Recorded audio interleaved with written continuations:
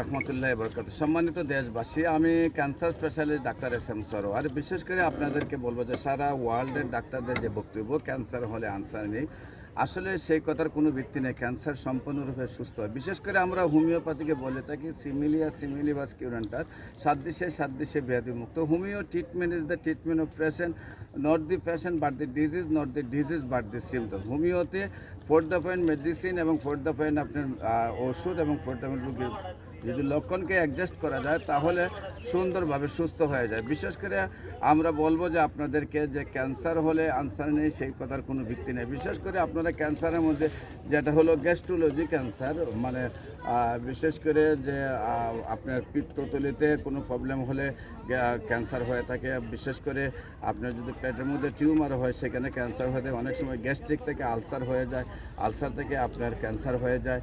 খাদ্যনালীতে এক কথায় পেটের মধ্যে অথবা গ্যাস্ট্রোলজি যেটাকে আমরা বলি, বা আপনার পেটের যে কোনো জায়গায় যদি ক্যান্সার হয়, এই ক্যান্সারটা নিয়ে সারা ওয়ার্ল্ডের ডাক্তাররা বলেন যে এখানে তো বেশি ভুঁড়ির কারণে এবং চর্বির কারণে এবং মল থাকার কারণে সেই ক্যান্সারগুলো ভালো হয়।